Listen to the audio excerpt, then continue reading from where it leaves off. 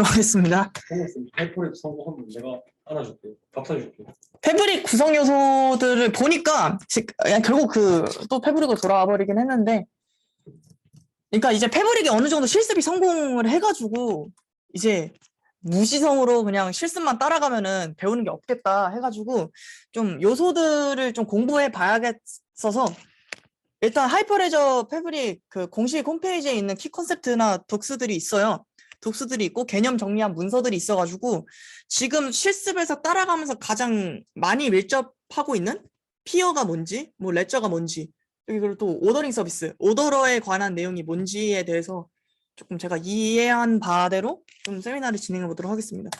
일단 하이퍼레저 패브릭의 기본적으로 이것도 블록체인 네트워크이기 때문에 여러 가지의 분산된 피어들로 구성이 되는데, 기본적으로 하이퍼레저 패브릭의 피어는 다음과 같이 이렇게 피어가 있으면 옆에 스마트 컨트랙트, 여기서는 체인 코드라고 부르는데 체인 코드가 있고, 또 각 피어가 뭐 레저를 가지고 있건 레저의 사본을 가지고 있건 레저를 가지고 있는 이런 형태로 구성이 되게 돼요. 뭐 체인 코드는 보시면 기본적으로 뭐 이더리움에서 사용하는 솔리디티와 같은 약간 스마트 컨트랙트고, 아직 근데 체인 코드를 제가 두드려 본 적이 없기 때문에 이거의 특징이나 다른 스마트 컨트랙트랑 어떤 점이 차이가 있는지는 좀 더 다뤄볼 예정이고요. 그리고 레저 같은 경우는 기본적인 블록체인이 가지고 있는 트랜잭션 장부들을 피어가 가지고 있게 레저를 호스팅하는 형식으로 이렇게 존재를 하고요. 기본적으로 체인 코드로 뭐 데이터가 발생을 하면은 그에 해당하는 데이터를 레저를 업데이트하는 식으로 구동이 됩니다. 근데 이 왼쪽에 그림만 보시면은 각 피어마다 체인 코드 하나랑 레저 사본 하나 이렇게만 들고 있지만, 사실은 피어 하나가 레저의 개수를 가지는 데는 사용자 설정을 어떻게 하냐에 따라서 그 수가 되게 무한대로 늘어나요. 그러니까 어떤 한 특정 피어는 레저의 사본, 여러 가지 사본을 들고 있을 것이고 여러 가지의 체인 코드를 가지고 있을 수도 있겠죠. 근데 체인 코드가 스마트 컨트랙트이긴 한데 피어가 이렇게 가지고 있다는 개념은 제가 아직 체인 코드를 다뤄보지 않아가지고 좀 이해가 더 필요한 부분이고요. 그리고 가장 많이 접하고 제일 씨름을 많이 했던 오더러가 뭐냐, 오더러가 대체 뭔데? 이렇게 많이 헤맸는지, 제가 공식 문서를 본 바에 의하면 기본적으로 오더링 서비스라는 역할을 하는 노드를 오더러라고 불러요.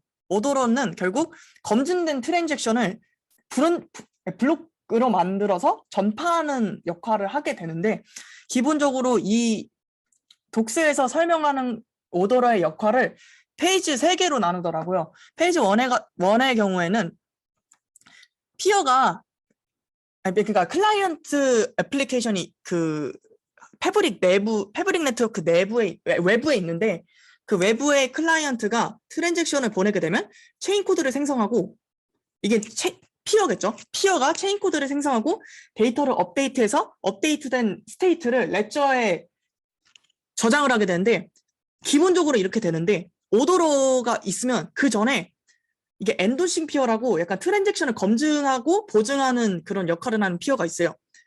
이거를 바로 기록하지 않고 클라이언트 어플리케이션, 그러니까 즉 트랜잭션 데이터를 보낸 클라이언트에게 리스폰스 데이터를 보내요. 그렇게 먼저 페이지 1을 거치고 페이지 2에서 리스폰스를 클라이언트가 수신을 하게 되면은 이게 트랜잭션 제안서를 오더러 노드한테 보냅니다. 그러니까 오더링 서비스 노드한테 보내고, 이 오더러는 채널이라는 약간 그 네트워크처럼 약간 통신 채널로 묶여서 그 채널로 분산을 하는 그런 채널이 있는데, 채널을 통해서 여러 개의 클라이언트가 존재할 테니까 그 채널을 통해 여러 개의 클라이언트로부터 트랜잭션 프로포설을 다 받아요. 다 받고 이 데이터의 트랜잭션 데이터의 배치 사이즈나 뭐 시퀀스를 잘 정의해서 블록으로 패키징을 한 다음에 마지막 페이지 3에 오더러가 그 패키지된 블록을 모든 피어에 그 브로드캐스팅을 하는데, 여기서 클레이튼과 같은 가시 프로토콜이 사용되더라고요. 뭐 가시 프로토콜을 간략하게 설명드리자면, 브로드캐스트 방식의 일종인데, 기본적으로 노드가 전파가 될 때 그 노드가 데이터를 수신받으면 그 노드도 브로드캐스팅을 진행을 하게 될 텐데, 기본적으로 뭐 그 값을 설정할 수 있지만 무작위로 근처에 있는 노드 3개한테 딱 퍼뜨리는 브로드캐스팅 방법이에요. 이거를 가시 프로토콜을 이 패브릭에서 사용을 하더라고요. 각 피어는 수시간 블록의 유효성을 검증을 하겠죠? 검증이 완료되면 해당 스테이트를 레저에 업데이트를 이때 하게 됩니다. 바로 블록체인이 하던 바로 받은 순간 그 레저 업데이트가 아니라 이 세 가지 페이지를 거치고 나서 레저를 업데이트를 하는 형식을 거치게 돼요. 뭐 오더링 서비스 워크플로우를 1, 2, 3번에 다 나타낸 건 아니지만 그 페이지 2를 좀 나타낸 그림이에요. 저기 네트워크 왼쪽을 보시면 A1, A2 이게 뭐냐면 외부 클라이언트 애플리케이션이에요. 클라이언트 애플리케이션이 트랜잭션이랑 트랜잭션 데이터를 이렇게 채널 밑에 C가 있죠? C를 통해 보내게 되는데 이거 우선 바로 피어한테 분산시키는 게 아니라 오더러가 이것을 받고 이렇게 B2 블록으로 패키징을 했죠? 여러 개의 클라이언트로부터 받은 트랜잭션을 블록으로 패키징을 하고 P1, P2한테 디스트리뷰팅을 하는 이런 형태로 오더링 서비스가 발생하게 됩니다. 그래서 제가 지난번에 붙여놓은 이 그림을 제대로 이제 설명을 할 수 있게 됐는데 우선 통신 과정은 애플리케이션이 일단 P1한테 접속을 해요. 연결을 하고 서로 상호간의 연결이 확인이 되면은 체인 코드, 즉 어떤 데이터를 변경시킬 건지 어떤 데이터를 발생시킬 만한 체인 코드를 작동시키고 근데 바로 이때 레저를 업데이트하는 게 아니라 프로포절 리스폰스를 다시 보내고 받게 되면은 이 어플리케이션은 오더러한테 다시 4번이죠. 오더러한테 자신의 트랜잭션 리퀘스트를 보내요. 보내고 오더러 같은 경우는 트랜잭션을 받게 되면은 그 피어한테 이제 디스트리뷰팅을 하기 위해서 블록으로 패키징을 진행하게 되겠죠. 배치 사이즈랑 여러 가지를 조정을 해가지고 피어한테 보내고 피어가 이게 유효성이 검증이 완료가 되면은 레저를 업데이트하는 형식으로 이게 패브릭 블록체인의 데이터가 이렇게 이동을 하게 되는 것을 드디어 이해했습니다.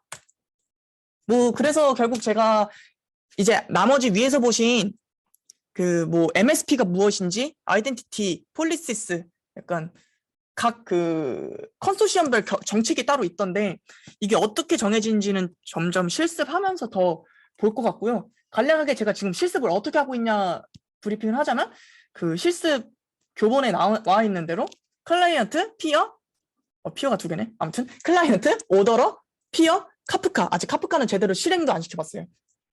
설치만 하고. 그래서 저장 공간은 뭐 20기가로 설정했고 각 노드마다 램은 2기가, 사용하는 버추얼 머신은 버추얼박스, 운영체제는 우분투 22.04 버전을 사용하고 있고요. 타 성능 요소들은 뭐 블록체인 데이터를 실제로 이동하게 되면 어느 부분이 좀 다르게 설정했는지를 기입해보고자 합니다.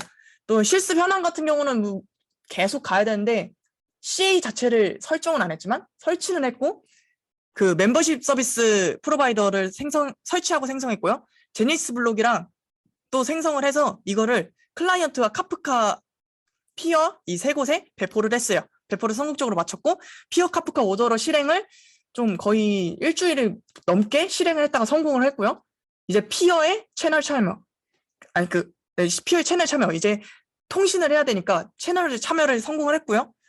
체인 코드를 설치하고 확인하는 데까지 완료했습니다. 이제 체인 코드를 이용한 쿼리를 보낼 텐데 이제 뭐 앞으로 또 꼬이면은 이전 상황으로 롤백을 하고 다시 반복을 해야겠죠. 아무튼 제 하이퍼레저 실습을 이렇게